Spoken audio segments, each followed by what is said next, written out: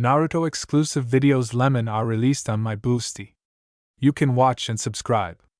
Also now there is a 20% and 40% discount on the 4th and 5th subscription levels. Link in the description. Enjoy watching. Description: Naruto and Itachi were born at the dawn of the war, which deprived them of a normal childhood. They had to understand too early that in the shinobi world everything is subject to the principle of kill or be killed. They were young, naive and unfamiliar with the word impossible, so they decided without hesitation to create a real world. By chance, they united and decided to make this dream come true together. Part 1: Scarlet Dawn. Prologue. Naruto was still a tiny baby when she managed to reach the throwing iron, seemingly safely hidden. She was sitting on the floor in the center of the room, surrounded by shuriken and kunai. And in her hands was a deadly star, disproportionately large in her small palms. She ran her fingers over the shiny surface of the polished metal with caution and interest. This was the scene that Minato found when he first entered the house after returning from his mission. Naturally, he felt righteous horror. Of course, he was at a loss, despite his desperate attempts to gather his thoughts and figure out what to do. Minato Namikaze is a brilliant shinobi, an excellent fighter, and a wise sensei. However, for some reason, all this did not help him in fatherhood. When it came to his daughter, he felt almost helpless from the realization of the fact that he could not protect her from everything in the world, even with a huge desire to do so. And Kushina only laughed at him when he lamented that Naruto finds too many adventures for his little curious head. Minato watched his daughter closely, ready to rush in to save her at any moment. He was so focused on her that he didn't react to Kushina's approach. "Welcome back." She hugged him from behind, laying her head on his shoulder. She quickly realized that something was wrong. Minato was too tense. Kushina just sighed heavily, seeing the picture that shocked him so much. She slowly, so as not to scare him, approached Naruto and sat down next to him. She raised her bright blue eyes to meet the gaze of gray, like a stormy sky. "Sonny, where did you get this?" The question was asked calmly, affectionately. A small palm pointed to a scroll that lay a little further away near an indifferently abandoned toy. Indeed, what kind of toy could be of interest when such unusual things came to hand? Or not quite came to hand. "That's it," Naruto answered with an extremely serious look. "I see, Tebane," said Kushina, clearly puzzled. "Where did you get the scroll?" "There." The same little palm turned to the top shelves of the closet. Minato and Kushina couldn't figure out how Naruto got to a place they couldn't reach and then unsealed the weapon without having any chakra skills. To be honest, she often puzzled them with something like that, doing something she couldn't do by definition. "I was only gone for a couple of minutes, Databeo." Kushina sighed resignedly. Naruto blinked her light eyelashes in confusion. She looked confused. She sincerely did not understand what she had done wrong. Kushina laughed softly, and gently tousled the golden strands on Naruto's head, not forgetting to control the position of the weapon in her hands. Minato relaxed a little. Kushina knew exactly what to do. Improvisation is her strong point. "This is a shuriken." She carefully twirled an iron star in her hands, similar to the one her daughter had in her hands. "Shuriken," she repeated thoughtfully, which made her mother smile. "It's a weapon." Unfortunately for Minato and Kushina, Naruto already understood the meaning of the word. "You have to be very careful with it, otherwise you can get seriously and painfully injured." Light eyebrows were drawn together at the small bridge of the nose. "Neiyu." She raised her finger in front of her with a scarlet scratch on the pad. Kushina kept her composure at the sight of this picture, but Minato could not. A second later, the shuriken lay forlornly on the floor, and Naruto was pressed to his father's chest. "And this?" She carelessly turned and pointed in the direction where the kunai were clustered. The sudden change in position didn't bother her at all. After all, she was in the arms of a loving and caring dad. What was there to be afraid of? "It's a kunai, sunshine." Kushina had long since realized that nothing could stop her personal little disaster. So she came to the conclusion that it was easier to let Naruto do something, guiding her and making sure that the outcome of the next experiment was successful, then to clean up its unfortunate consequences later. If chaos cannot be stopped, then it must be led. This phrase became Uzumaki Kushina's maternal credo. And Minato could only marvel at the composure and endurance of his usually hot-tempered beloved. Kunai, a happy smile lit up the child's face. He managed to reproduce the new word exactly. It was simply impossible not to smile back. Naruto's Uzumaki heritage made itself known unexpectedly early and strongly. She was faced with a strain on her chakra channels that was too great for her age, but there was nothing she could do about it. Almost everyone in Kushina's clan had gone through something similar. She herself was no exception. At first Naruto cried, grimaced and scratched her burning limbs, neck, chest. She looked with eyes clouded with pain and complained that her stomach was burning the same way her palms had burned that day when she touched the hot stove with them. But she quickly learned to endure. Always wrapped in a damp, cool towel, she pulled threads from the frayed edge to occupy her hands that were reaching out to scratch her skin, and puffed heavily, but did not allow herself to cry. When it became completely burdensome, Kushina put down the brush and ink, laid her daughter on her lap and, gently stroking her, lulled her with clan legends. When Naruto was enveloped in the greenish glow of Shosen through Minato's caring hands, he and Kushina were calmed by their daughter's brightening appearance. And yet Kushina always swallowed the bitter regret and childish envy on her tongue. She could only endure with Naruto and wait for Minato to return from missions, because as a Jinchuriki, Iri ninjutsu were beyond her control. Her chakra could easily be used as a deadly poison, but not as a medicine. Naruto, who had almost fallen asleep, began to fidget restlessly, and his eyes, wet from sleep, narrowed tensely. Kushina became wary. Was it really that painful? Son? Tuchan is coming. She turned her gaze to the door, which was visible from the sofa. No, daughter, he won't be back until tomorrow. Her lips stretched into a sad smile. Naruto was waiting for Minato so much. No. Tuchan is coming. A gaze full of stubborn confidence was directed at Kushina. Before she could think of a way to explain to Naruto more gently that Minato would not be returning as soon as she would like, she felt his presence near the house. She looked at her daughter in surprise. Kushina was a strong censor, but she deliberately suppressed her abilities at home. It consumed much less energy than processing too much information. In addition, there was a protective barrier around the house. Many Uzumaki had a predisposition to sensorics. Minato and Kushina assumed that Naruto would be no exception, but neither of them expected it to start so early. However, either of them remembered when they themselves began to sense someone else's chakra from a distance. It was so early in childhood. At such moments, they regretted that they did not have loved ones who could tell and show how it was done. They had to take risks and get their own bumps. Kushina smiled encouragingly at her daughter and let her go to meet her dad. Her thoughts were already boiling with the search for a solution on how to organize training. It was important to curb Naruto's new skill before it gained full power and began to rapidly drive her crazy. Nothing sensible came to mind. All that was left was to hope for Minato's know-it-all. Although, as practice showed, it did not really save him in parenting. I'm home. He appeared from behind the door with traces of fatigue in his movements, but a sincere smile on his face. I managed to get out early. Welcome back. Kushina smiled widely, and Minato stood dumbfounded.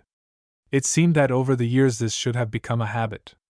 But the thought that he had returned to someone, that they were waiting for him, that the smile on Kushina's lips was just for him, shook him time and time again as strongly as it had at 19, when he had first returned not to a lonely dorm room, but to their shared home.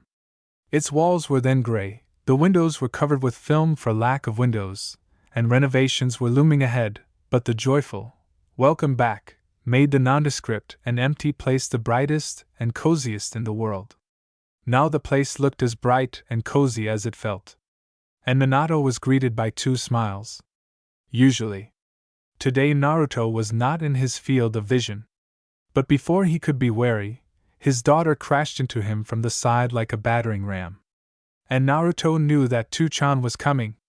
She grabbed his pants with her hands, which were still too hot, but her eyes sparkled joyfully and without a hint of pain. Will Naruto tell me where from? Yeah. Minato picked her up in his arms and cast a curious glance at Kushina. You'll like this. Kushina's whole appearance expressed anticipation of his reaction. Oh, really? Minato was intrigued. Of course it is. You'd definitely enjoy creating a sensory control training program for a 2-year-old. After all, that child is your daughter. Minato was doomed. I'll help Datebao. And Naruto will try. She jumped in his arms from excitement and joy. Minato was blessed. Kushina did not forbid Naruto to watch how, with the help of a brush, ink, and a piece of paper, a defense was created that could withstand the onslaught of the most powerful techniques, or a weapon that could destroy an entire squad in a second. There was simply no point in forbidding it. Naruto did not interfere at all. She sat quietly, although she fidgeted, but watched the creation of the next seal intently and admiringly. She even helped at times, handing over one thing or another, and then beamed with pride that she had made her small, but still contribution.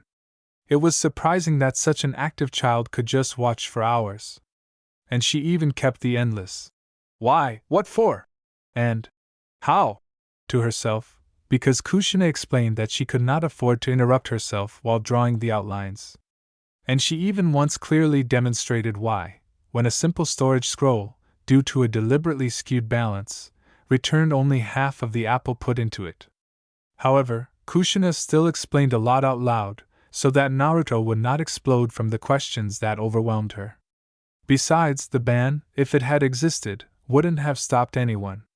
Naruto had first snuck into her mother's Holy of Holies, the workshop, a month ago. Naturally, Naruto didn't explain how she'd managed to do it, if the door was always tightly closed and there was a reliable barrier on top, which added to her collection of done impossible. And Minato and Kushina once again thought with resignation that their daughter was growing up to be an excellent spy. Kachan, Naruto wants it like that too. Naruto deftly slurped up the soup, and then grimaced expressively because the soup was hot. How so, Datebao? Kushina reached for a towel to wipe her daughter's smeared cheeks. Do you want to eat something hot like adults? No! Naruto wants to be like you, she said, as if that explained everything, and cast a wary glance at the towel. Will you teach me? Tu-chan says Naruto is a good student. She stared at her slow-witted mother, demanding and determined. This kind of look of hers brought Kushina to the extreme degree of affection. Although, as practice showed, this look was always followed by something that made Minato and Kushina's worldview capitulate, putting up a white flag, unable to digest the news. What was that incident with the throwing iron worth? Are you talking about how I make seals? Yeah. That's so cool. It's very difficult, honey. It takes a very long time to learn. Early start, early finish, Naruto said philosophically. Kushina almost laughed. Okay, but first you will need to learn to read and write. Then Naruto will learn! She clapped her hands and jumped up, excited by the prospects that had opened up. The bowl of still hot soup shook dangerously. Now? Already? Kushina was a little confused by such pressure. But then the realization came that she didn't really have much of a choice. If Naruto got something into her head, then nothing could stop her on the way to achieving her goal. And her current initiative turned out to be very harmless and quite encouraging. Yeah. She nodded in confirmation of her words. Let's finish eating first, okay? Yeah. Kushina laughed, and with a feint dropped a towel on her daughter's cheeks. Naruto's eyes, previously burning with impatient anticipation, now screamed betrayal. Chapter 1. Daddy's Pride. Kushina never stopped working during her pregnancy or after giving birth. As a seal master, she was an incredibly sought-after shinobi even outside the battlefield. In her youth, she had been unable to leave the confines of Konoha for years, let alone the confines of the seal that surrounded the center of the village like a funnel. So her call to the combat zone really came as a surprise. She and Minato were not ready. They had hoped that they would have more time. Leaving Naruto, who was not even 3 years old, alone for just a day was scary, but there was simply no one to leave her with. Their few friends were constantly fighting in the field, and they had no salvation in the form of relatives. Minato was an orphan, a child from a Konoha orphanage for children with chakra potential. As far as he knew, he was dropped off at some orphanage on the outskirts of the Land of Fire on his birthday.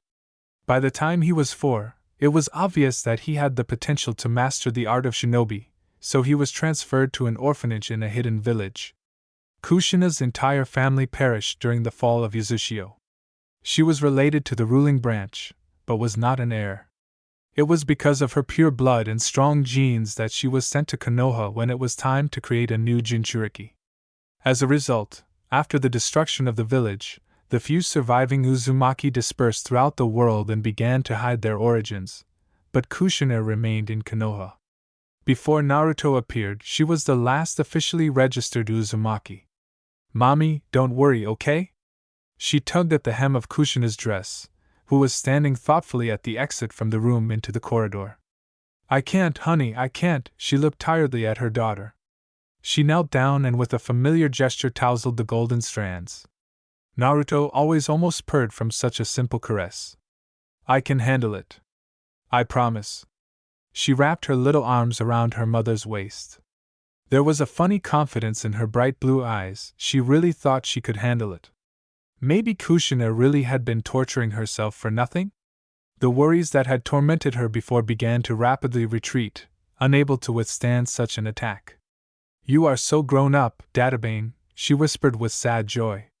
And indeed, the 2-year-old girl was calming her worried mother.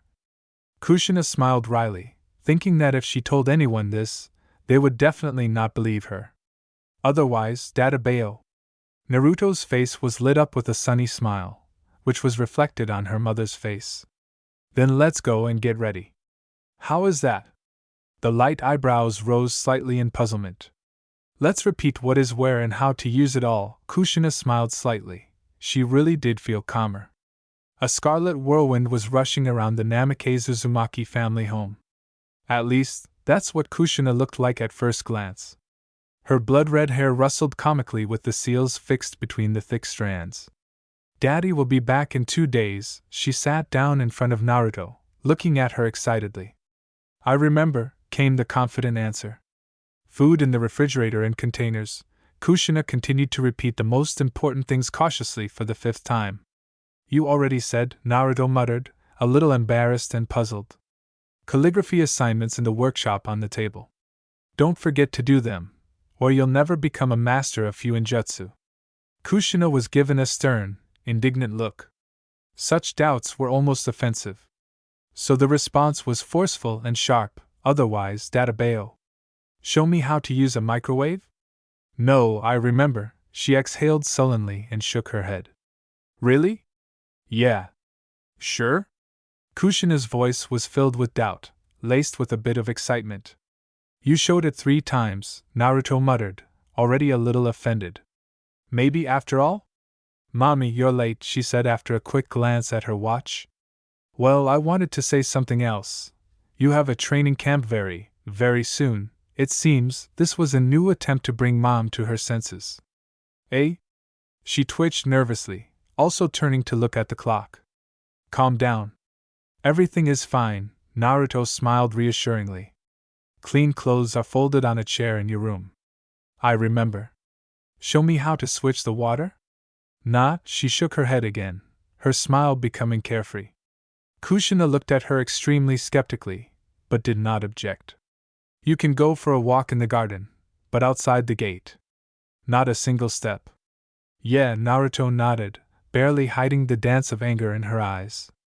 "Go to bed no later than 10. "Yeah." "Daddy will be back in 2 days. "Yeah." "Don't forget to eat 3 times a day. "Yeah." "Food in containers in the refrigerator. "Yeah." "Are you listening to me?" Kushina frowned.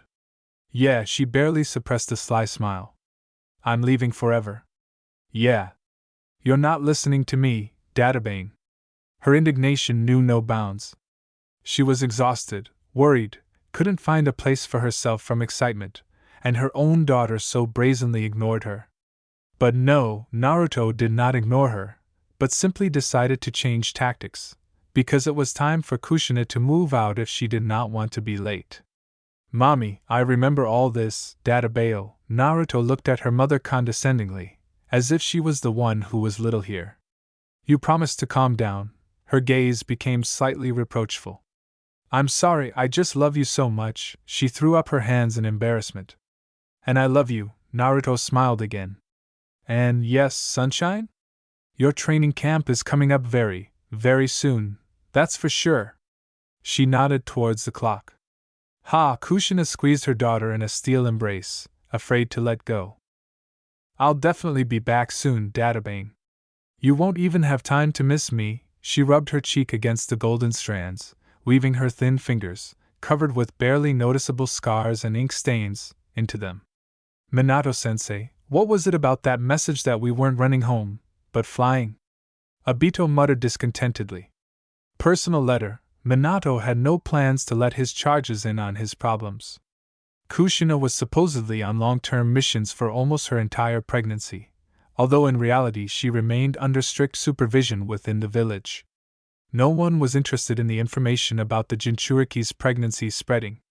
During this period, the risk of the bijou breaking out was greatest. But the most dangerous thing was the birth itself. It took place at a highly guarded Konoha facility outside of its borders. Besides Minato and Kushina themselves, only 5 trusted medics, the Hokage, his students, and the Anbu who were on guard knew about Naruto's birth.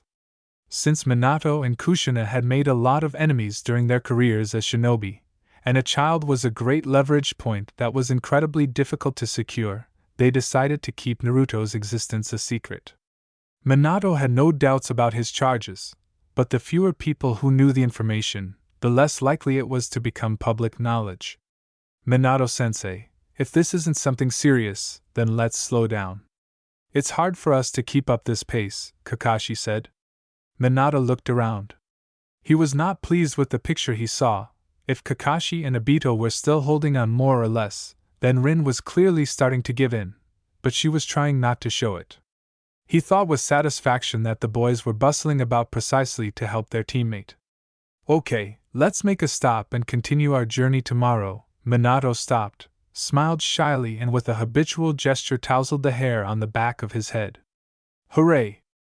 Obito, who almost died when he braked abruptly, expressed the general opinion. Blockhead, Kakashi concluded quietly and lazily. You're the idiot! The bushes rustled indignantly, but Kakashi, who had gone off in search of a place to stop, was no longer listening. Minato-sensei, maybe you could tell me what actually happened? Rin took on the role of negotiator. The wards saw that sensei was worried about something, although he tried not to show it. Nothing like that, really. You have nothing to worry about. Perhaps only Kakashi could put so much skepticism into that sound. Kushina went on a mission. Minato sighed deeply. Then why are you in such a hurry to get home? Obito asked a general question. Minato narrowed his eyes at him, as if assessing him, which only added to the confusion of his charges. My daughter is waiting for me at home, he said casually. What? The wards exclaimed in unison, their eyes widening in amazement. They had been working as a team for over a year and a half, but Minato had never told them that he was a parent. But he did talk about his wife sometimes. The guys even took a liking to this girl, although they had never met her. Now it became clear why she couldn't find time to meet them.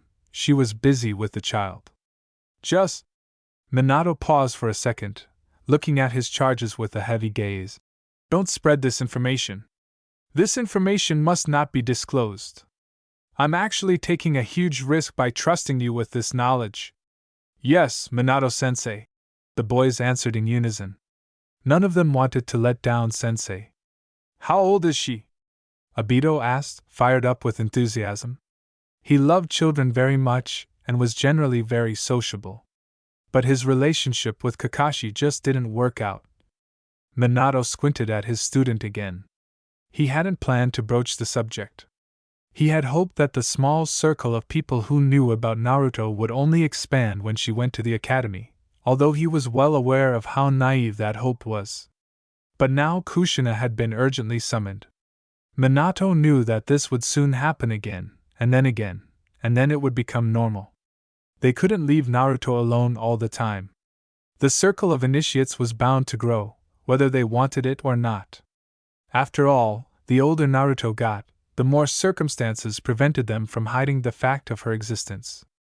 "It will soon be 2.5," Minato answered and smiled faintly. "But she's still so little!" Rin exclaimed. "Did she stay home alone?" "Yes." Minato closed his eyes. "That's why I'm worried." "But how is she?" Rin couldn't fully formulate the question, but its essence was clear to everyone. Kakashi and Obito were also very interested to hear the answer. Minato ruffled the hair on the back of his head before he began to speak. "She is very independent. I am sure that she will cope. Actually, I am more worried that she will decide to experiment while we are away, and will make some kind of explosive seal.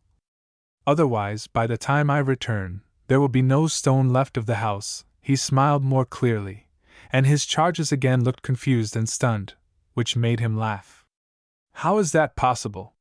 Kakashi was the first to move away. "She has very specific hobbies, for a child her age." "For example, making explosive seals?" Obito asked doubtfully. "Something like that." Minato grinned. "Yeah." Obito didn't even know what to say to that. "I don't think it's that bad." Rin tried to calm down someone. "Actually, everything is very good. It's just," Minato shook his head and thought about something. There was an awkward silence. Rin, Obito, and Kakashi looked at each other, silently sharing their shock and bewilderment with each other, and kept glancing sideways at the sensei, who was obviously deep in sad thoughts. "It's just that Kushina and I are upset." He spoke when his charges no longer expected to hear the continuation of the thought voiced earlier. "It's very upsetting that Naruto completely deprives himself of his childhood.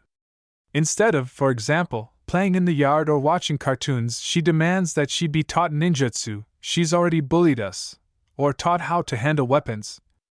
Although most often she spends time on calligraphy, and this despite the fact that she doesn't really like it. Too monotonous for a child. And she sits, writes, and suffers." He shook his head, as if it both amused and drove him into impotence at the same time. "She wants to become a master of Fuinjutsu as quickly as possible, so that she can help Kushina fulfill the village's orders." His grin took on a displeased character. Night was approaching when a standard team of 3 genin and a jounin mentor appeared near the main gates of Konohagakure no Sato. The wards looked very tired, but no one complained. They spent almost the entire day getting to the village. Rest stops were very rare and short-lived. "Guys, thank you," Minato smiled gratefully at his charges. "You will owe us, Minato-sensei," Obito noted through heavy breathing. Kakashi did not comment on this statement, but Rin was surprised. "And what do you want, you little extortionists?" he asked. Good-naturedly.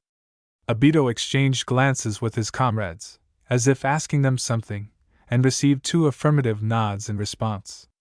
"We want to meet your family," he said, smiling embarrassedly. Minato was frankly surprised by such a request, but did not find anything reprehensible in it.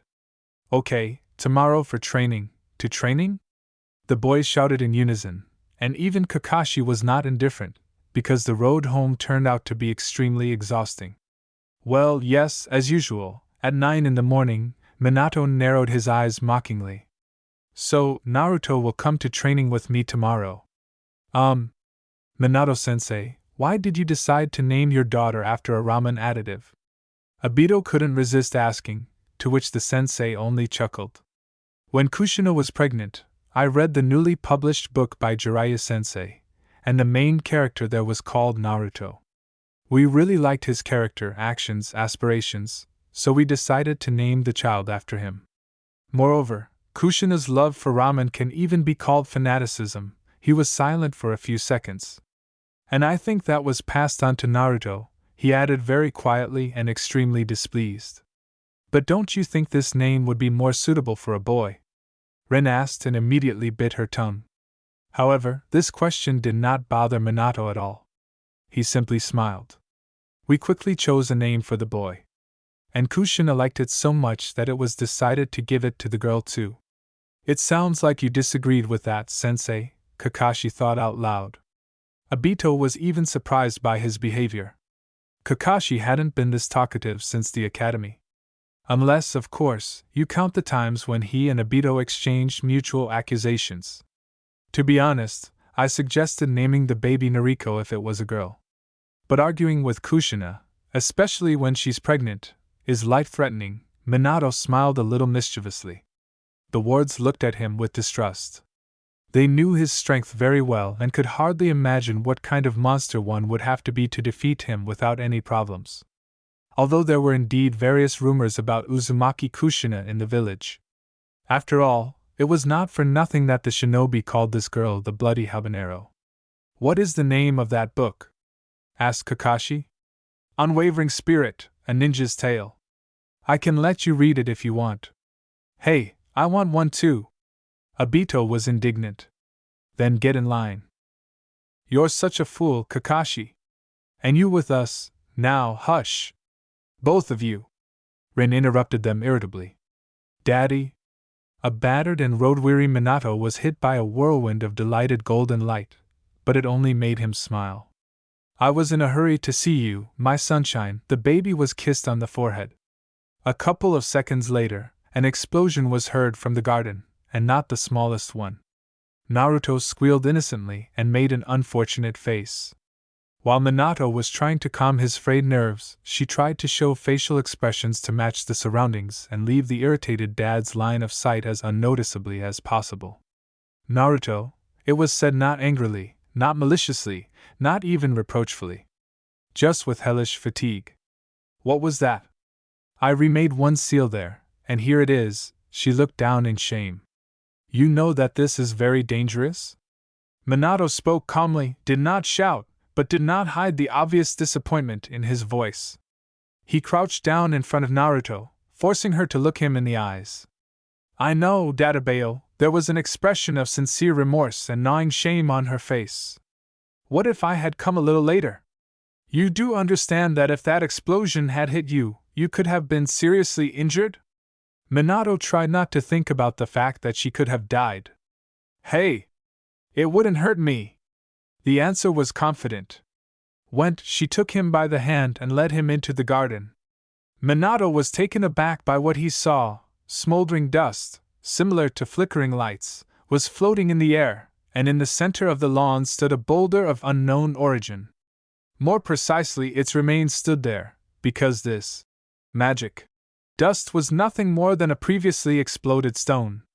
And this picture was observed from an improvised shelter behind another unknown boulder, embraced by a simple, but successful in this situation, barrier technique. Will you tell me? He looked inquisitively at Naruto, who was clearly pleased with the result. Now that there was confirmation that she wouldn't be harmed and would take care of his safety, Minato finally felt the usual peace of mind that came with returning home. Yeah, sly lights danced in the depths of bright blue eyes. As Naruto later explained, she was trying to create a seal that could be embedded inside an object to make it invisible to others, since traps with it would be more effective. But she clearly messed up with the parameters of the explosion itself. The stone did not shatter into fragments, but crumbled into dust. Naruto had a strange talent for turning absolutely any seals into explosive ones. Even those that were meant to store food or set up barriers. Of course, she didn't make her own seals entirely, but only completed the basics prepared by Kushina or Minato, and it was unlikely that this could change in the next 3 years. But even so, it was already a huge achievement. Especially considering that Naruto's authorial ideas, like today's, occasionally turned out to work. She preferred to remain silent about where the boulders in the garden came from and begged her dad to say in the version for her mom that he was the one who brought them and that the experiment itself was conducted under his sensitive guidance. Minato understood that his son was twisting him into ropes, not even strings, but he still could not resist the pleading look of her beloved blue eyes. Do you think Naruto is more like Minato-sensei? Or his wife? Rin said thoughtfully. Usually, Team 7 Sensei would arrive half an hour before training to have the opportunity to sort out any unclear points from the previous one, if there were any. But today, apparently, he had to deal with his daughter. On the one hand, it was strange for Rin, Obito, and Kakashi to realize that their sensei had a child, especially since they had only known about it for 2 days. But on the other hand, there was a feeling of inner satisfaction, because not every jounin became so close to his charges that he began to trust them with any personal information, especially if this information was available only to a narrow circle of people. Does this have any significance? Kakashi responded indifferently. What a fool you are! Obito growled at him. Unlike you, quiet, Rin hissed. Some sounds were heard from the path leading to the training ground. Dad, they're already there. All 3 of them. Now we'll get acquainted, Sunshine, Minato-sensei answered. Really? Cool! A joyful cry rang out. From behind the curtain of trees, 2 people emerged, Minato Namikaze and his miniature version. The tiny girl had the same bright blue eyes as her sensei, the same light hair that was in the same disarray, and the same dark skin. The only significant difference in their appearance was birthmarks on the baby's cheeks that looked ridiculously like cat whiskers drawn on with a marker. On the back of her bright orange t-shirt, the Uzumaki clan crest stood out in a red spiral. The baby was jumping around Minato-sensei with an adorable, wide smile on her face. She looked like a concentrated ball of delight and enthusiasm. Suddenly, she tripped over her own foot while jumping backwards. The boys immediately rushed to save the sensei's careless child from colliding with the ground. But by the time they were there, she no longer needed help. Naruto somersaulted, avoiding injury as deftly as she had begun her fall. She remained sitting on the grass, but turned to face the team. Hello, Minato-sensei, the 3 greeted each other in chorus. Good morning, guys, Minato waved in greeting and smiled at them in a friendly manner. Hello?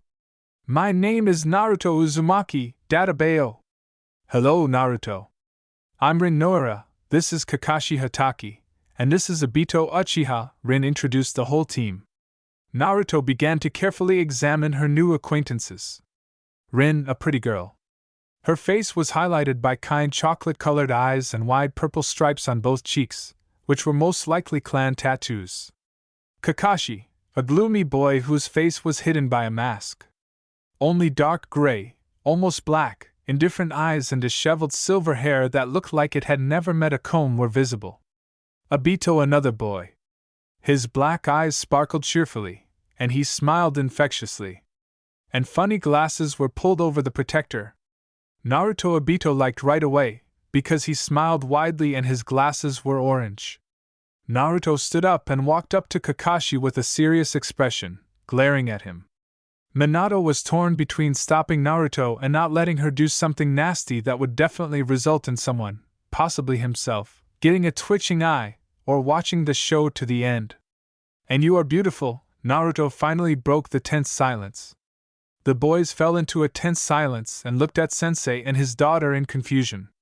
Sensei himself looked tiredly and discontentedly at the unfortunate Kakashi. It was still worth nipping this in the bud, because the chances that Minato's eye would be the one twitching were rapidly growing. Kakashi was quietly gasping for air and mentally praying that this nonsense would somehow miraculously stop. Why do you need a mask? To me? That's all that Kakashi, completely confused, could say. Obito, seeing his comrade in such a state for the first time in his life, barely restrained himself from laughing. It's decided, Tabeo. Naruto hit the open palm of her left hand with the fist of her right hand. And what exactly did you decide? Minato asked warily. His daughter wasn't even 3 yet, and the boys who needed to be scared away to teach them a lesson had already appeared. He felt downright sick at the thought of what would happen next. What do you mean? What? Naruto feigned genuine bewilderment. Kakashi needs to get rid of his complexes. And smiled slyly. He's so shy. He doesn't show his face, but it's beautiful. I can feel it in my chakra. I don't. He was completely at a loss. If it had been someone else in Naruto's place, Kakashi would have professionally smeared him with dirt with one arrogant glance. But he couldn't do that to a small, albeit naughty girl, could he? Come here. Don't be afraid, she called him over affectionately, And it was after this phrase that Kakashi became afraid.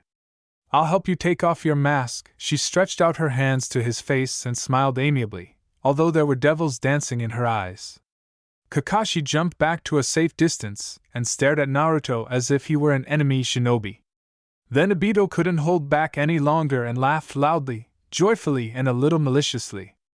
Naruto picked up his laughter, but hers was cheerful and mischievous. Even Rin giggled quietly into her fist. And Minato-sensei only smiled, not allowing himself to laugh at his student. And only Kakashi stood there and frowned, not appreciating the joke at all. "Naruto, I like you," Obito blurted out between laughter, for which he was rewarded with a wary, appraising look from Minato-sensei. "Papayul," Naruto said reproachfully. "He likes the way I joke, not the kind of girl I am." The boys looked at the little girl in surprise. And Obito nodded so furiously that it seemed his cervical vertebrae were about to break. Minato-sensei looked at him menacingly with narrowed eyes, but then grinned kindly. Obito sighed loudly in relief, which made everyone laugh again. "Okay, it's time for us to start training." Minato clapped his hands to get attention. "We do a standard warm-up. We start with circles." "Yes, Minato-sensei." A harmonious answer was heard, and the training began. And then she stopped, because Naruto had unexpectedly joined the trio. Everyone stared at her in confusion, waiting for an explanation. Naturally, the wards remembered the words of the sensei about his daughter's unusual preferences, and yet they found it hard to believe that a 2-year-old child could be a fanatic about training. "Why are you all looking at me like that?" Naruto gave everyone an equally surprised look. "Sonny, are you going to train too?" Minato sat down opposite his daughter to make it easier to talk to her. "Or else to Bayo." "Sure? Yeah. I'll start training earlier. I will become strong faster." "Why do you need to become strong faster?" He let out an unnoticeable breath, feeling that the conversation had gone in the wrong direction. "To become Hokage," she answered calmly, while everyone around her choked on air. "And how long have you wanted to become Hokage?" Minato had a hard time hiding the tension in his voice. 2 days, Naruto maintained an unusually strict seriousness for her. "And why did you decide so?" Minato spoke calmly and softly, although he was actually in shock. "I will become Hokage and stop the war. Then mothers will no longer cry." "Cry?" Obito repeated quietly. "Mommy, she was crying. I had to go on a mission, and I had to be left alone. And she was afraid, and she was sad. And how many more mothers are there like that?" She looked sadly at Minato and lowered her head, causing her bangs to cover her eyes. "But that's not right." She finished her short speech upset. This statement must have shocked Obito the most. After all, he had the same dream, but a different goal. For as long as he could remember, he wanted to become Hokage. But he wanted it for the sake of recognition. His parents died in World War II when he was still very young, and so he was raised by his grandmother, who was too kind and indulgent to him.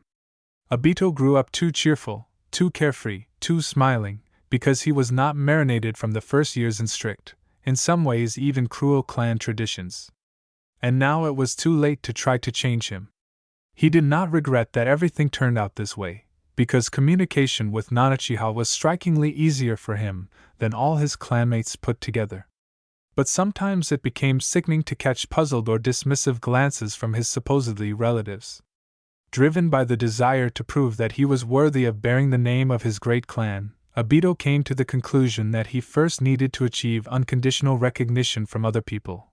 The Uchiha, intolerant of everything that did not fit into the usual strict framework, could change their minds only under pressure from the absolute majority. And the most correct and logical way to do this was to become Hokage. Naruto's statement made Obito feel something disgusting and strong. He must have felt self-loathing. When he set his goal, he was thinking only about himself. She thought about others. In Obito's dream, only he himself became happier. In Naruto's dream, everyone became happier. He was pulled out of his heavy, bitter thoughts by his sensei's voice. "I'm proud of you, Naruto." He smiled quite sincerely, but there was still sadness in his eyes. Rin, Obito, and Kakashi were lying on the grass, unable to move. At the same time, Naruto was zealously demanding that they continue training. The boys still couldn't figure out where she got the energy from, because she trained with them. Of course, her tasks had fewer approaches, and the exercises themselves were simpler, but this did not explain why Naruto was not showing a single sign of fatigue now. "Daddy, let's show the new seal to Obito, Rin, and Kakashi. It was beautiful yesterday." The boys, despite their fatigue, stood up straight with interest. Apparently, the sensei's words about his daughter's experiments were not a joke either. "I don't have a choice, do I?" Minato clarified with friendly humility. "Yeah. Then we need a seal and a suitable stone." "Stone we do. And you bring it for printing." Naruto efficiently distributed the roles. Obito couldn't help but chuckle, and Rin couldn't help but chuckle too. It was kind of awkward to see a jounin being given orders by such a tiny thing. Chapter 2. We must not forget. "Well, take me with you. Please. Honey, you know, yeah, you always say that. Until you're strong enough to protect yourself, we need to keep it a secret that we have a child," Naruto said with a sour expression on her face. "I remember, Dadabao. Don't sulk. I understand how hard it is for you, but your dad and I are very afraid that something will happen to you. We love you very much." She snorted and folded her arms across her chest. "I promise I'll be back with some Ichiraku ramen." Kushina narrowed her eyes slyly. "It's not possible to come to an agreement you need to bribe."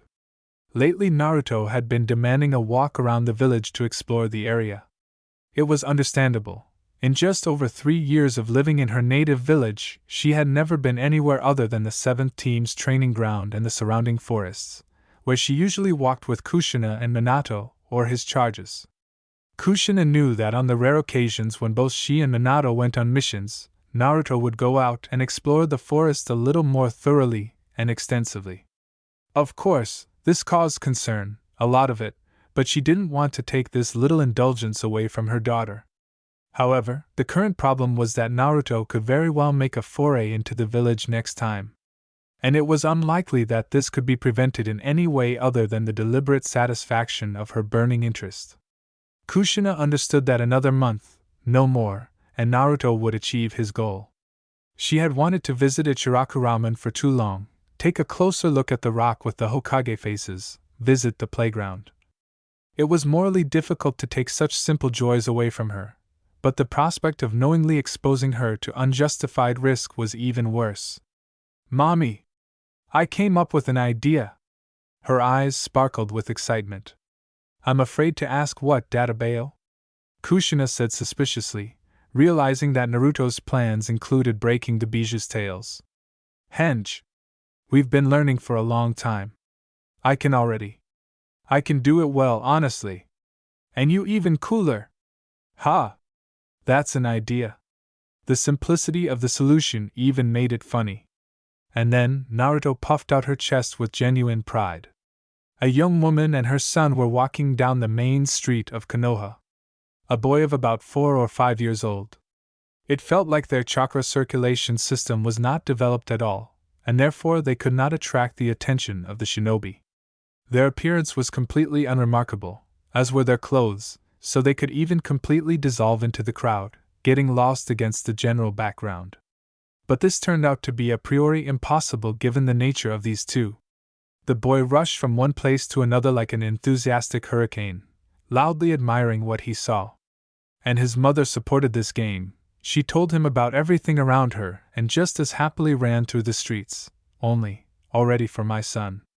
It was precisely because of their spontaneity and emotionality that these people quickly and easily captured the attention of little Itachi Uchiha. He grew up with the idea that feelings had to be hidden. No one voiced this rule to him, but it was unquestionable. At home, it always hovered in the air instructively and was constantly reinforced by the behavior of his father and his colleagues, who often came to him for work.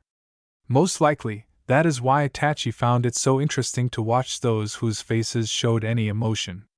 For some reason, such behavior of strangers did not cause him to be rejected, although most passers-by clearly had a different opinion. They looked at this noisy tandem with condemnation. But what his own mother thought, Itachi, no matter how hard he tried, could not understand. It was at such moments that the realization came to him that his mother is also a real Uchiha. Mikoto said meaningfully. Itachi, let's go greet my old friend. He looked at his mother in surprise, realizing that the friend they were going to greet was that same noisy woman. Mikoto smiled mysteriously, her eyes flashing unusually, and brought her finger to her lips, urging him to be quiet. She began to sneak up on the woman, whom Itachi had definitely seen for the first time today. Mikoto was literally a step away from her friend from behind, and she, apparently, still hadn't felt that someone was so close. Itachi swallowed his surprise once again. In the last couple of minutes, his mother used the concealment technique to get close to her friend unnoticed. Mikoto leaned over her ear and whispered, "Hello, Kushina." She immediately jumped back, and her mysterious friend was already standing, turned around, ready for battle. She slowly relaxed her arms and came out of her fighting stance, looking at Mikoto in surprise. And Itachi absent-mindedly looked from one to the other and tried to understand what was happening. For the first time he saw his mother so cheerful and noisy. "Mikoto!"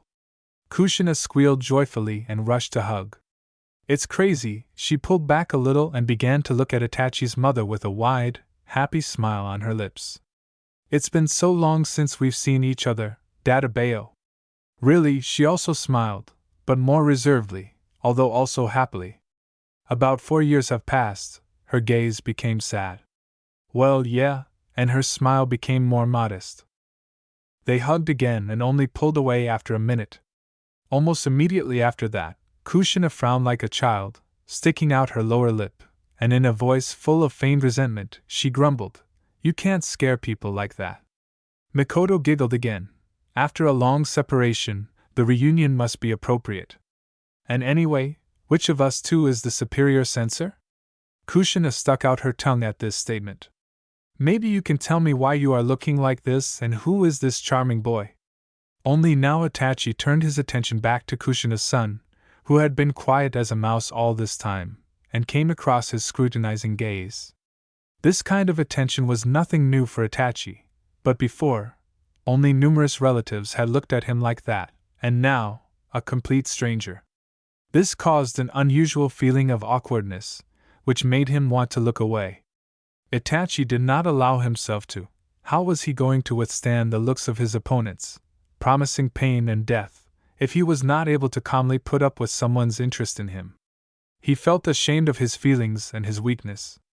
He still had a lot to learn. "How did you recognize me?" "No censor can detect me now." "I don't need to be a censor to recognize you're famous, Databeo." Kushina pouted resentfully. "And don't dodge questions." "My name is Naruto, Databeo," said the boy, smiling sunny and holding out his hand to Itachi. Itachi, followed by a handshake, which looked quite funny, because they were both still small children. "Kushina?" Neither Naruto nor Itachi understood what exactly this question was asking. But their mothers did. Mikoto no longer doubted that the boy, her friend's son. But accepting such a fact as a given was, to put it mildly, difficult. Children do not appear out of nowhere and do not immediately become 5-year-olds. Although Naruto could have been a year or two younger, he was definitely also given a camouflage henge. Yes, this was both an answer to all the numerous questions at once, and a promise to tell everything later. "It was nice to meet you." I hope our sons will get to know each other better and become good friends." Mikoto smiled softly. Itachi remembered his mother's offer and stored Naruto's image in his mind, since they were about to meet again. Itachi had no friends, but frankly speaking, their absence did not depress him. His father did not say anything about it, and his mother was worried, but insisted that it was temporary, that Itachi would change with age. And he did not understand why he had to change. He turned around one last time and caught Naruto's direct gaze and wide smile. He wanted to understand what he was thinking and why he was smiling so widely. Was this the desire to be friends? If so, then Itachi didn't see anything special in him, as his mother told him or the books wrote. Just a desire to understand his own unusual feelings and to comprehend the incomprehensible ones of others. You'll sit here while I'm at the reception, okay? Kushina was worried that Naruto would manage to do something crazy during the time she had to spend at the doctor's for a routine checkup, which every shinobi and kunoichi was required to undergo once every 6 months. Of course, not everyone followed this rule, and the medics regularly, once every 6 months, organized a catch for evaders. But Uzumaki always took a responsible attitude to health issues. As a Jinchuriki, she simply had to react to even the most insignificant changes in her health. Can I walk around here instead?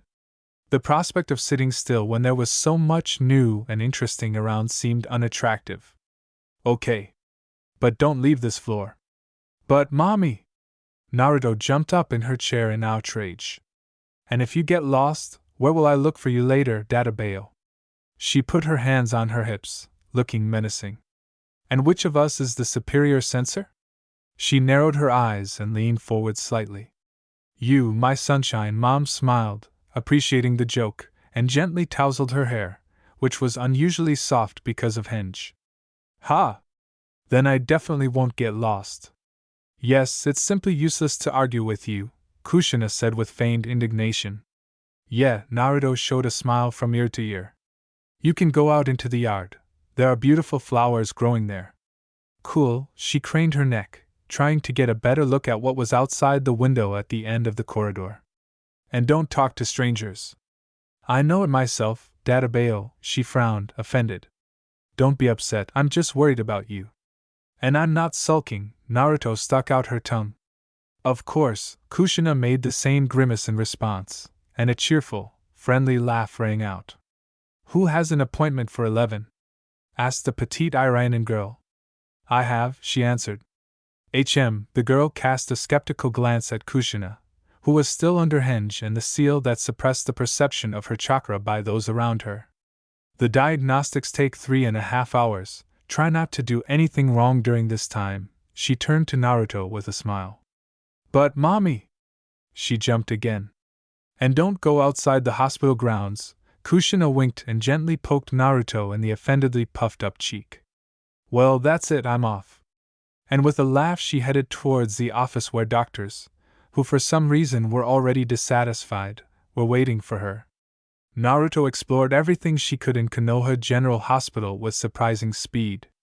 And alas, she didn't find anything particularly interesting. She wasn't going to go beyond the territory, she promised. And that meant it was time to explore everything possible. Even Henge couldn't hide the excited gleam in her eyes. She came to the quite fair conclusion that the most interesting places were where it was hardest to get into. The stage had already been passed, so there shouldn't have been any problems. Naruto used her sensory perception to find the most protected place in the building. The question of where to go was immediately dropped. The interesting thing is that the chosen object was in a semi-basement. The adventurer's spirit was thrashing in ecstasy, while her intuition screamed that this was the worst idea Naruto had ever had in her short but eventful life. However, the premonition was brazenly ignored. It seemed too interesting to find out what they were trying to hide so reliably. The thought that they were hiding this something for a reason flashed in the back of her mind and died out there, crushed by the anticipation of some truly grandiose discovery. It took about half an hour to penetrate the barrier unnoticed, and that's not counting the 40 minutes it took to get to the coveted door and not get caught by the shinobi guards of the mysterious room. Interestingly, Naruto couldn't feel anyone there. As if the room was empty. But then why was it necessary to protect it? The feeling of danger was inexorably silenced, because it had become necessary to get answers to more and more new questions. The main moment had arrived, the fine adjustment of the barrier had been successfully completed, and it was time to go on an adventure. Naruto sighed with relief after crawling a couple of meters along the ventilation shaft. Everything had gone perfectly. The thought flashed through her mind that her mother would have managed this in a minute, maximum. 2, and that ahead of her lay study, and much, much more study. Although this did not at all overshadow the inner satisfaction from the work done. Finally, she had the opportunity to see what had so kindled her interest. The silence, diluted by the hum of the lamps, was deafening. The room was light and dark at the same time. The light was concentrated above the low bunks. They stood in 2 rows all the way to the end of the room. In some places there were bald spots, as if some of the bunks had been taken away somewhere. The sharp cold made me shiver. It seemed to penetrate under my shirt with icy tentacles, tightly squeezing my chest. It was hard to breathe because of the heavy, nasty smell that made me wince involuntarily. A slight itching appeared in my nose. There were hurried footsteps on the other side of the door. Naruto turned around and shuddered in fear of being discovered. She backed away and rested her neck on the nearest bed, the wheels of which creaked loudly and disgustingly. The man in the hallway slowed down, as if listening, and Naruto closed her eyes, mentally asking him to leave. And he really did leave, almost ran away, probably trying to make up for lost seconds. She turned to the bed she was pressing herself into. The desire to see what was under the white sheet was poisonously strong. All thoughts narrowed to one, throbbing painfully in her temples. And at the same time, her body seemed to have gone numb. It did not obey, relentlessly pushing her to run as far as possible. Is that all? Run away now, like a coward? A thought flashed, creeping into the numb consciousness. Yeah, Databeo. No, the whisper in the silence sounded unexpectedly loud. Naruto shuddered again and nervously turned to the door. She brushed aside the anxious thoughts of being exposed and resolutely grabbed the edge of the sheet. With a firm hand she pulled it down to the middle. For a few seconds she simply stared at the picture that opened up, unable to even turn away. Even blink. She stared at the unnaturally pale man. His bright golden hair looked stupid against his grayed skin. His blue, dull, wide-open eyes stared blankly at the ceiling. Naruto couldn't do anything. She wanted to scream, but the sound wouldn't get through her sob-tightened throat. She wanted to cry, but her eyes itched from dryness. She wanted to run away shamefully, but her legs seemed to be rooted to the floor. She couldn't even take her eyes off the dead man's face. And in her head, only one thought was hysterically beating. Daddy couldn't have died. No more than a minute had passed, but Naruto would have said with sincere conviction that no less than an hour had passed. Every attempt to do anything ended with the betrayal of the body. Only tears obediently flowed, blurring the nasty picture from a terrible dream. When she managed to raise her hand and smear the tears on her cheeks, the dark magic of the moment was destroyed. Naruto slowly began to slide her empty gaze lower, to the dead man's chest. There, on the left side, her dad had a long, thin scar. She was afraid to see it, but she didn't even think about leaving without checking. There was no scar. Instead, there was something like a mouth. A shuddering sigh of relief accompanied this realization. It was as if Naruto had never breathed before. Ever. Even the cold, chemical-smelling air felt fresh, almost sweet. Tears flowed with renewed vigor. I really wanted to fall to my knees and burst into tears. And for my mother to be near, whispering something soothing and gently stroking my head. And to cuddle up to my father, hug him tightly and never let him go again. But these desires were suppressed by the anxiety of exposure that returned in time. Naruto was still in a place where she definitely shouldn't be. Untimely curiosity forced her to stare at the dead man again. She grabbed the sheet covering him again, pulled it lower. Both his hands were turned palms up and cut from the elbow to the strange palms. And there were mouths on them too. Naruto did not dare to open more. She only went to his legs to examine his left foot. There was something on it, and it made the sheet stick out strangely. A tag dangled from his big toe. Daiki, Yasuga Pass, received on December 10th, 989, died on December 6th, 989, born approximately June-October 961, killed by mind destruction technique, Jounin Iwagakure no Sato enhanced genome Bakutan.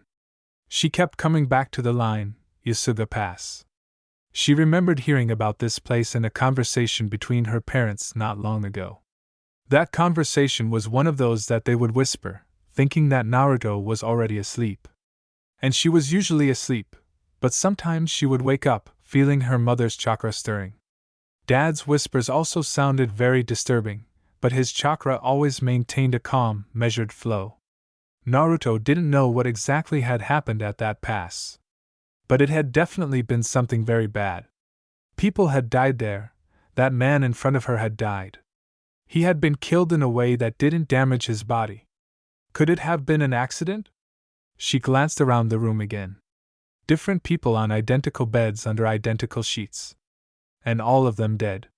The realization sent shivers down her spine. One wave. Another. A third.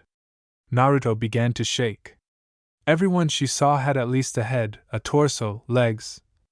She didn't know how real shinobi fights went, but for some reason it seemed to her that it was hard not to accidentally damage the body. Sometimes during training, she thought Kakashi would cut off Obito's arm or Obito would burn Kakashi to ashes. Wasn't it tougher in a real fight? It's no coincidence. They're all here for a reason, Databeo. The terrifying conclusion suggested itself. Naruto knew that fire was at war with Earth, that people always die in war. She also heard that every hidden village dreams of getting the secrets of strong shinobi from other villages. She winced in disgust. This place was where the corpses of foreign shinobi were kept. They were killed not in the heat of battle, but specifically to be brought here. Or just an excuse. Nausea began to roll in. Naruto covered her mouth with her palms. She suppressed these impulses through her tears. The disgusting mass came up to her mouth again and again. It was worth swallowing it, and believing that it was finally all over. She already wanted to give in. To fall to the floor and spit out this abomination. The thought that she couldn't leave traces no longer helped her to restrain herself. But the nasty feeling retreated. Naruto again rubbed her wet face, which began to feel unpleasantly sticky. And then a new, terrible thought overtook her. Her parents could be killed like that one day. They had probably tried more than once. Simply because they were strong, because they protected Konoha and Naruto. She was overcome with anger and resentment. One feeling inflamed the other. They twisted, intertwined, and brought her to shaking. War was dangerous enough as it was. Why should her parents be even more dangerous than everyone else? Why should Naruto be afraid that one day her mom and dad would simply not return? It was all wildly unfair. She was overcome with exhaustion. It seemed as if the whole world had turned upside down, and there was no longer any strength left to be afraid of it or angry about it. Without nourishment, all feelings quickly subsided, leaving behind only rapid breathing and trembling. Echoes of conversation and the disgusting creaking of the cartwheels could be heard from behind the door. Naruto jerked anxiously, realizing that it was time to leave. She cast a quick, wistful glance into the depths of the room at the rows of dead men and promised them, "It won't happen again, Databeo." And she rushed to the exit, forgetting to pull the sheet back over the body of Tsurugi Daiki. Naruto, Dad F***CK I can't find you anywhere for an hour. Do you have any idea how worried I was? Please forgive me, Mommy. Naruto, still in the form of a boy, lowered her head guiltily, and was immediately squeezed into a bear hug. I completely forgot about time. It's okay, honey, forgive me. I shouldn't have shouted so loudly. Can you imagine? I completely forgot that even I can't sense chakra through these seals? Kushina chattered, suppressing tears of relief. Let's go home. Let's go. Where have you been anyway? After this question, Naruto's gaze became empty. Kushina had seen such looks before. Such were the ones of people who remembered painful moments from the past. She shivered at this assumption, trying to shake off the obsession. The prolonged silence became somehow unbearable, because it was a direct confirmation of the frightening thought. Yes, so, Naruto kicked a small stone, looking down at her feet. I was walking here, Databeo, she answered quietly and looked back at her mother. From this tone, something inside Kushina trembled with fear for the most precious, fragile thing in her life, for Naruto. But she didn't dare ask questions yet. She needed time to think it over in order not to make a mistake and not to scare him off. In general, such a situation was something out of the ordinary. Naruto had never lied to her parents before. She, in general, if you think about it, had never lied before. Mom, can I ask you a question? Of course. I will try to answer everything you ask. Kushina felt relieved. She thought that Naruto would tell her everything herself and there would be nothing to worry about. What if Dad, or you? What if you die? Kushina winced. She hadn't expected such a question at all. What could have made a 3-year-old girl think about something like that? I mean, you're a shinobi, right? I mean, you might die when you go on a mission. There might not even be any bodies left. Honey, why are you asking this? It's true. Right. Kushina simply didn't know what to say. The truth? Yes, we can leave any time and never come back, because we will be gone. But wasn't that too frank a truth? A lie? No, of course, none of us will die for anything, and we will always definitely come back to you. But was there any point in lying? After all, both Minato and Kushina, strong shinobi, it was not easy to kill them. And if it had happened, then the lie would have only made it more painful. You said? I'll try to answer whatever you ask. Naruto's voice brought her back from her stupor. Yes, I really said that. She took a deep breath silently, bracing herself for a difficult conversation, and swallowed the saliva that had suddenly become viscous. You know, we're just unlucky to be born in a world where there's war. The norm, nothing more than a way of existence. You understand what I mean, right? Yeah, Naruto looked down at her feet with a sad expression. In the shinobi world, your right to life is determined by your strength. Both me and Daddy have long defended this right. But unfortunately, this does not mean that there will not be people who can take it away. You can get killed, right? This is very, very difficult to do, honey. She stopped and crouched down to look into her daughter's eyes. Your dad, for example, one of the strongest shinobi of our village. Despite the danger he constantly faces, I know for sure that he will always return. She smiled reassuringly, looking with tenderness at how hope lit up Naruto's eyes. How can you know that for sure? But she asked in a depressed voice. She was sure that it was impossible to know for sure. I just believe in him. And that's all? Tell me, were you afraid before that he wouldn't come back? No, she gave an answer instantly. Why? Naruto thought about it. This time she was in no hurry to answer. Kushina took her hand in hers and walked towards the house again, periodically casting anxious glances at her tensely frowning face. The silence lasted for a few more minutes. I didn't think he could die. Never. That's why I wasn't afraid. Naruto suddenly raised her head and looked at her mother in shock. Right. Kushina smiled broadly and for the first time during the conversation felt light. You just believed that he would come back, so you didn't doubt it. Yeah, right. There was joyful relief in her voice.